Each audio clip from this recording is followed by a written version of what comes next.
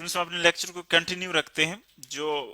एक unit charge पर किसी भी हमारे पास जो एक्सटर्नल मैग्नेटिक फील्ड है उसमें कंडक्टर पर हम टोटल फोर्स की बात कर रहे थे और फिर उस टोटल फोर्स से हम एक यूनिट चार्ज पर यानी एक चार्ज जो है उस पर कितना फोर्स लगेगा वो हम यहाँ पर कैलकुलेट करेंगे। सो अब देखें ये हमारे पास इलेक्ट्रिक करंट की वैल्यू आ गई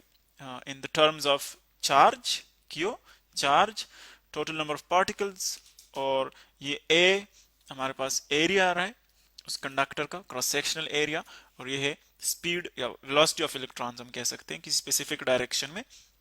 सो अब देखिए जनरली जो हम हमारे पास मैथमेटिकल एक्सप्रेशन है मैग्नेटिक फोर्स का जो चार्ज पार्टिकल्स पर एग्जर्ट होता है that is F is equal to I L cross B I L cross B. देखिए यहाँ पर जो दो हमारे पास क्वांटिटीज हैं L और B यानी लेंथ ऑफ द कंडक्टर और मैग्नेटिक फील्ड उनके दरमियान जो क्रॉस है वो एक्चुअली इसकी डायरेक्शन को शो कर रहा है यानी इन दोनों का जो प्लेन होगा क्रॉस का मतलब है कि इन दोनों का जो प्लेन होगा एक्चुअली फोर्स की डायरेक्शन उसके परपेंडिकुलर होगी यानी L और B का जो प्लेन है अब कंसिडर कर लिए है L सपोज ये है L और ये है B तो इन दोनों का जो प्लेन होगा दिस इज द प्लेन इन दोनों की वजह से जो प्लेन बन रहा है ये अब ये इन दोनों की जो प्लेन बन रही है तो F जो फोर्स है उसकी डायरेक्शन इसके परपेंडिकुलर होगी या तो अपवर्ड होगी या फिर डाउनवर्ड होगी यानी आउट ऑफ द पेज या फिर इनटू द पेज होगी लेकिन परपेंडिकुलर होगी। क्रॉस का मतलब यहाँ पर इन दोनों से हम कैलकुलेट कर सकते हैं। ये उनकी जनरल वैल्यू हमारे पास एक्सप्रेशन आ गए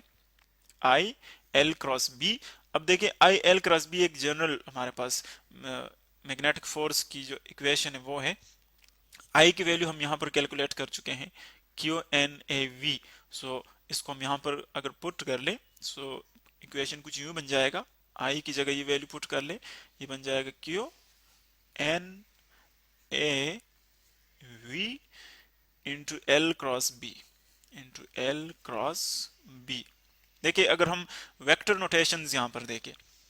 जो हमारे पास वी एल आ रहा है वी एल यानी वेलोसिटी है और लेंथ है। सो वेलोसिटी को अगर हम वेक्टर फॉर्म में लेके तो इसको हम यूँ लिख सकते हैं v इज इक्वल टू इसका मैग्नीट्यूड और साथ उसकी डायरेक्शन हम लिख सकते हैं। सो यूँ लिख सकते हैं v into v unit vector. इस तरह l को अगर हम इसको अगर हम डिस्प्लेसमेंट कंसिडर कर ले सपोज तो ये हम यूँ लिख सकते हैं एक्चुअली इन दोनों की जो डायरेक्शन वो एक ही है क्योंकि जो लेंथ है along the length charge particles move कर रहे हैं तो इसको हम यूँ लिख सकते हैं L into L unit vector. तो अब देखिए दोनों की चूंकि यहाँ पर सेम ही डायरेक्शन है तो उनको हम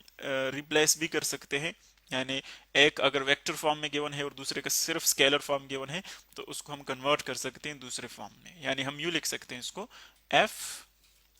इज इक्वल टू यहाँ पर देखिए L हमें फॉर एग्जाम्पल वेक्टर फॉर्म में गिवन है L क्रॉस B है तो उसको हम इन ही वैल्यूज को हम रीअरेंज करके हम इस इक्वेशन को यूँ लिख सकते हैं क्यू एन ए एल को यहाँ पर आप ले आए स्केलर फॉर्म में और v क्रॉस b को आप यहाँ पर लिख लें v क्रॉस b। ये हमारे पास आ गया टोटल फोर्स जो कि किसी भी कंडक्टर पर लगेगा यानी उसके अंदर एक्चुअली फोर्स जो है वो चार्ज पार्टिकल्स के ऊपर लगता है लेकिन चूंकि चार्ज पार्टिकल्स कंडक्टर में मूव करते हैं तो वही फोर्स अपेयर होता है ऑन द कंडक्टर और उसको हम फिर एक्सप्लेन करते हैं कि किस डायरेक्शन में फोर्स लगता है उसको हम एक्सप्लेन करते हैं फ्लेमिंग लेफ्ट हैंड रूल से। अगर आप देखें फ्लेमिंग लेफ्ट हैंड रूल यहाँ से एक फिगर से आपको शो करता हूँ फ्लेमिंग लेफ्ट हैंड रूल के इसमें जो तीन क्वांटिटीज हैं वो किस तरह डायरेक्शन में वो रिलेट करते हैं। ये फ्लेमिंग लेफ्ट हैंड रूल आप देखें यहाँ पर इसको शो करते हैं। इसमें आप देख रहे हैं कि एक हमारे पास मैग्नेटिक फील्ड है मैग्नेटिक फील्ड देखिए जो एक्सटर्नल एक्चुअली जो मैग्नेटिक फील्ड हम यहाँ पर शो कर रहे हैं this is external magnetic field. So जो एक्सटर्नल मैग्नेटिक फील्ड है वो आप देख रहे हैं कि वो इस डायरेक्शन में है यानी ये आपकी जो फोर फिंगर है वो एक्सटर्नल मैग्नेटिक फील्ड की डायरेक्शन को शो कर रही है। आप अपने लेफ्ट हैंड को इस तरह स्ट्रेच कर ले कि जो तीनों फिंगर्स हैं यहाँ पर जो हम शो कर रहे हैं उनके दरमियान 90 डिग्रीज का एंगल हो यानी ये म्यूचुअली परपेंडिकुलर हो एक दूसरे के लिए। सो ये देखिए मिडिल फिंगर वो शो कर रही है direction of the electric current यानी जिस डायरेक्शन में चार्जेस मूव कर रहे हैं। जो थंब होगा वो एक्चुअली आपको शो करेगा किस डायरेक्शन में इस कंडक्टर पर या मूविंग चार्जेस पर फोर्स एग्जर्ट होगा, मैग्नेटिक फोर्स। तो देखिए यहाँ पर मैग्नेटिक फोर्स इस डायरेक्शन में एग्जर्ट होगा। आप इसको इजीली इलस्ट्रेट कर सकते हैं। मैग्नेटिक फील्ड आपने मैग्नेट जिस भी पैटर्न में रखा है उसका जो नॉर्थ से साउथ डायरेक्शन है, अपना ये फिंगर उसी डायरेक्शन में रखे, और जिस डायरेक्शन में कंडक्टर में इलेक्ट्रिक करंट मूव कर रहा है ये उस डायरेक्शन में आ जाएगी। और ये जो एफ आपको शो कर रहा है रेड कलर से, रेड एरो से, थंब आपको जो डायरेक्शन शो कर रही है ये एक्चुअली फोर्स की डायरेक्शन होगी। सो अब यहाँ पर आपको लग रहा है ये कि ये जो हमारे पास टोटल जो इक्वेशन आ गई ये एक्चुअली टोटल फोर्स है ऑन द कंडक्टर, यानी जितना भी कंडक्टर है, जितने भी उसके अंदर चार्ज पार्टिकल्स है उसके ऊपर फोर्स है। तो अगर हमने एक यूनिट, एक पार्टिकल के ऊपर फोर्स कैलकुलेट करना हो तो फिर हम क्या करेंगे, इसको टोटल नंबर ऑफ चार्जेस पर डिवाइड करेंगे, क्योंकि ये टोटल चार्जेस पर फोर्स है। तो सपोज मैं एक चार्ज पर फोर्स कैलकुलेट करना चाहता हूँ, सो वो आ जाएगा F is equal to F L divided by total number of particles. और टोटल नंबर ऑफ पार्टिकल्स हम ऊपर कैलकुलेट कर चुके हैं कि वो हमारे पास NaL के इक्वल है, NaL। अब देखें यहां पर हम इसकी वैल्यू पुट करेंगे जो अभी हम कैलकुलेट कर चुके हैं यहाँ पर, इक्वेशन 2 आप इसको नाम दे सकते हैं, इक्वेशन 2। सो यह आ जाएगा फोर्स यूनिट पार्टिकल के ऊपर फोर्स आ जाएगा, Fl की जगह वैल्यू पुट कर लीजिए, ये हो जाएगा Q NaL into V cross B divided by total number of particles NaL। अब NaL देखें सिमिलर, ये भी टोटल नंबर ऑफ पार्टिकल्स है, ये भी टोटल नंबर ऑफ पार्टिकल्स, तो ये हम यहाँ से कैंसिल आउट कर सकते हैं। सो हमारे पास जो एक यूनिट पार्टिकल पर फोर्स आ जाएगा एक पार्टिकल के ऊपर, वो कितना होगा, F will be equal to Q into V cross B।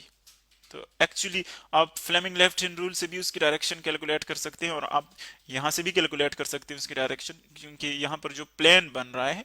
V cross B का, यानी जिस डायरेक्शन में उनकी चार्जेस की मूवमेंट है, वेलोसिटी है, और मैग्नेटिक फील्ड की जो डायरेक्शन है, तो हम वहां से कैलकुलेट कर सकते हैं इनकी जो फोर्स की डायरेक्शन है। इनको आप वेलोसिटी कहें, ये मैग्नेटिक फील्ड, और ये हमारे पास फोर्स आ जाएगा। सो देखिए आप राइट हैंड से भी इसको कैलकुलेट कर सकते हैं, जस्ट V को रोटेट कर ले in the direction of B, in the direction of B, यानी B और V के दरमियान जो स्मॉलर एंगल हो उस स्मॉलर एंगल के थ्रू, जिस तरह हम वेक्टर्स की रोटेशन करते हैं, बिल्कुल इसी तरह V को रोटेट कर ले इनटू द B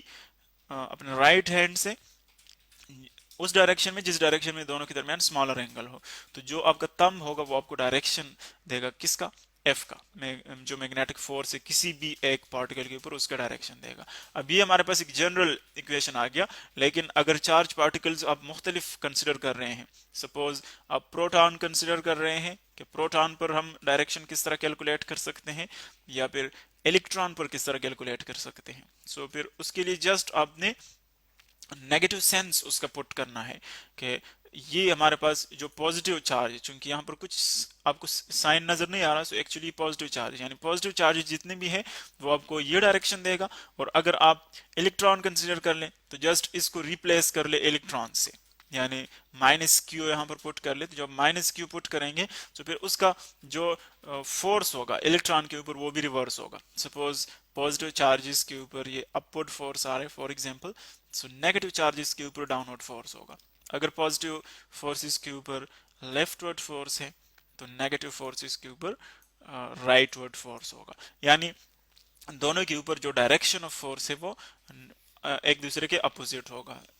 इस तरह आप अपोजिट सेंस पुट करके उनकी डायरेक्शन कैलकुलेट कर सकते हैं। तो ये एक्चुअली हमारे पास आ गया टोटल फोर्स के किसी भी सिंगल चार्ज के ऊपर, चूंकि सिंगल चार्ज यहाँ पर हमारे पास इलेक्ट्रॉन्स, हम कंडक्टर्स की बात कर रहे हैं, तो यहाँ पर आप फिर माइनस क्यू पुट करेंगे। तो सिंगल चार्ज के ऊपर आप किस तरह फोर्स कैलकुलेट करेंगे किसी मैग्नेटिक फील्ड के अंदर, वो हम इस प्रोसीजर को फॉलो करके फाइंड आउट कर सकते हैं।